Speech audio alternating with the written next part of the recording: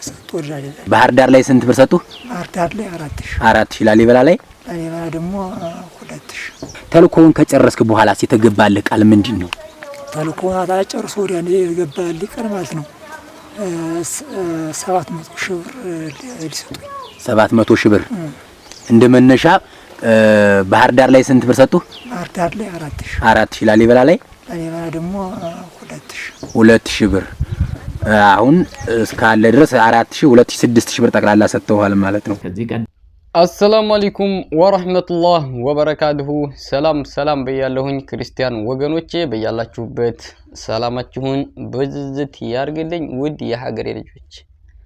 ዛሬ እንግዲህ ከመግቢያው ላይ ያየነው ወይንም እንዲያያችሁት በጣም የሚያሳዝን ነገር ነው። እውነት ለመናገር ማለት ነው ይሄን ያህል ገንዘብ በይሄን ያህል ገንዘብ የሰውን ህይወት ለማጥፋት እንዴት ይጥራሉ? ኧረ ተው። ሰው ያገሩን ልጅ ወይንም ወገኑን ለማስጨረስ በህልክ መስራት የሚያስፈልግ ነገር እኮ የለም። እልቅ ሰላም ለማንጣት ብንጥር ሰላም ለማድረግ ብጥሩ ምን ችግር አለው? እስኪ ውድ የሰይድ ወሎ ሚዲያ ቤተሰቦች ያላችሁን አስተያየት ከዚህ ላይ ያስቀምጡልኝ፣ ኮሜንት ላይ ያስቀምጡልኝ፣ ላይክ ሼር አድርጉ እና እንዲህ አይነት ብር እየተከፈሉ ሰው የሚያስጨርሱት ለእናንተ ምን ይመስላችኋል? በአሁኑ ጊዜ እኮ 2000 ወይንም 4000 ብር ተከፍለው እንግዲህ 4000 ብር ተከፍለው መረጃ መስራት ማለት በጣም ከባድ ነው። ለምን 1 ሚሊዮን አይሆንም? በዚህ ጭራሽ የማያስፈልግ ስራ ነው ይሄ ስራ። ይሄ ሰው ልጅ ይኖረዋል፣ ቤተሰብ ይኖረዋል። በ4000 ብር ተታለለ ማለት እኮ ጠቀም ያለ ብር ቢሰጡት አገራችንን ሙሉውን ሊያስጨርስ ይችላል ማለት ነው። ግልብጥብጡን ያወጣዋል። ይሄ 4000 ብር እኮ በዚህ ተንቀሳቀሰህበት አንድ ቀን የፈለከውን ነገር ብታረግበት የማይጠቅም ነው። በአሁኑ ጊዜ የማይበቃ ነው። እኔ በጣም የሚያሳዝኑ ሰውን እንደዚህ ተጠቁመው ለማስገደል የሚያገኙት ብር ለነሱ ምን ይውልላቸዋል? አንዲት ፍየል እንኳን የማይገዛ ማለት ነው። በጣም ያሳዝናል። እንግዲህ እኛ አማራዎች ስንባል በዚህ ልክ መሆኑ እኔ አንድ ጊዜ እውነት ነው የምላችሁ እኛ ወሎዮች እኔ ብዙም በገንዘብ የሚታለል ሰውም አይመስለኝም ነበር። እኔ በራሴ መንገድ ስለማይ ማለት ነው። ምንም ይሆን ምን ሰውን ለማስገደል ብር እንደዚህ ተቀብለው ሰው እንደዚህ አይነት ስራ ይሰራሉ ብዬ አላስብም ነበር። እና ይሄ ልጅ እንግዲህ ወሎ አይደለም የተያዘው፣ ግን ወሎ ወደ ላሊበላ አካባቢ ነው።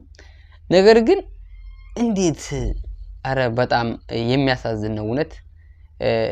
በተለያየ ስርፋ የሚወጡ ሰዎች የኛው አማራ ክልል ሆነው ሰውን በቃ የሚሰሩት መረጃ ለማቀበል የተለያየ ቪዲዮዎች ለቅላችኋለሁ አንዳንዴ።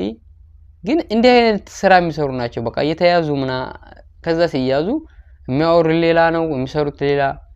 በጣም ብቻ ያሳዝናል። አገራችንን ለማንኛውም ሰላሙን ይመልስልን። አሁን በኤርትራና በትግራይ ያለው በኢትዮጵያ ይሄ ያለው ድብልቅ አሁን ላይ ከባድ መስዋዕት ያስከፍለናል። ሰላም አልሆነ ማለት ነው። እውነት የምሬ ነው። ዛሬ ከኛ ቤት ላይ ገባ ይችላል፣ አንቺ ቤት ላይ ገባ ይችላል፣ ሀሱ ቤት ላይ ገባ ይችላል ይሄ ነገር ግን እዚህ ሀገር ላይ ይሄ ትግራይ እና የኤርትራ የኢትዮጵያ ግጭት ብሶ ከመጣ እውነት ነው የምላችሁ ማለት ነው ረመዳን ያዝነው በእያንዳንዱ ቤቱ ይገባል፣ በእያንዳንዱ ቤቱ። ምክንያቱም ይሄ ጦርነት እንደዚህ ገፍቶ አመጣ። እንደ ድሮ ጦርነት እንደነበረው ከኢትዮጵያና ኤርትራ ብዙ ወጣት እንዲያለቀው ወጣት አንጡ በግድ ስብሰባ ይመጣል ማለት ነው። አንደኛ ወጣት ግዴታ ጦርነት አልገባም በማለቱ ስደትን እየመረጠ ይሰደታል። ሁለተኛ ደግሞ የድሃ ልጅ ከዛው እየተለቀመ ለጥይት ራት ይሆናል ማለት ነው። እና ውድ ሀገሬ ልጆች ዋናው ሰላም ነው። በማንኛውም ሰው በማንኛውም ነገር ቂም ልንይዝ እንችላል፣ ግን ሰላምንም የሀገር የለም። ምክንያቱም ሰላም አሁን ሀገራችን ሰርተን ቆፍረንም ቢሆን ነግዴንም ቢሆን ለመብላት ለመኖር አንድ ነገር ነው።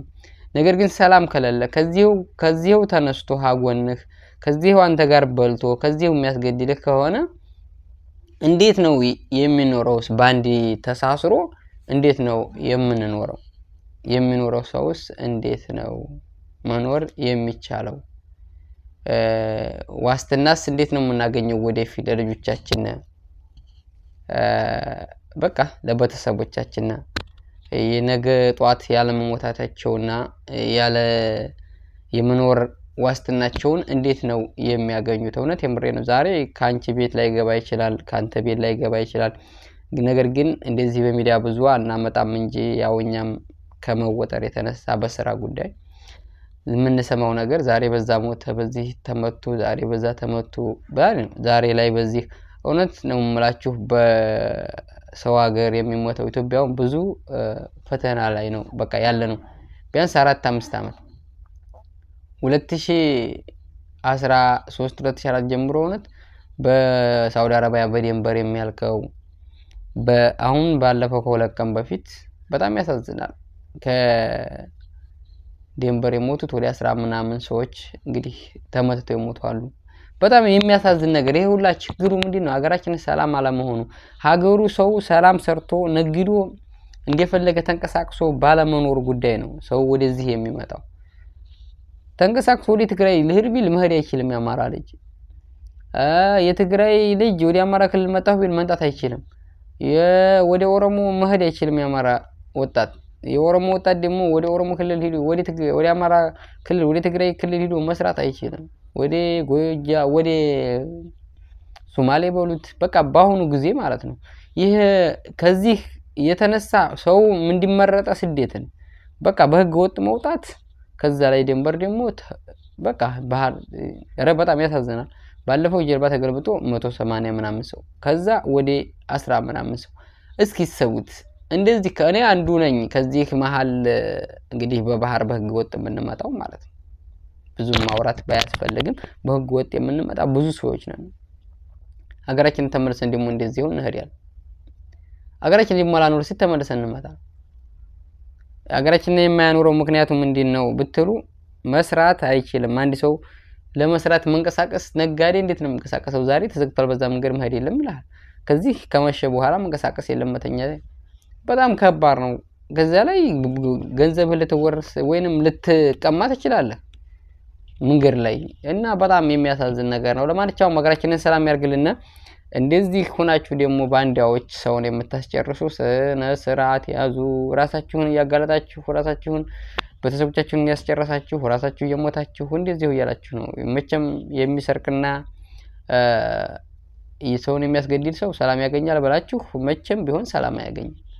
ስለዚህ ከዚህ መማር ለእናንተ መማር አለባችሁ። ሌላዎች በእነዚህ በምታዋቸው ሰዎች ላይ ሌላዎች ያላችሁ ውስጥ ላይ በእነዚህ መማር አለባችሁ እንጂ ከዚህ እንደዚህ የሚቀጥል ሆነ አገር ሊሆን አይችልም። ለማንኛውም ሰላም በያላችሁበት ብዝት ያርግላችሁ። ሰብስክራይብ አድርጋችሁ ሰብስክራይብ አድርጉ። ላይክ ያርጋችሁ አባርታቱኝ። ይመቻችሁ ቤተሰብ። ስንት ደቂቃ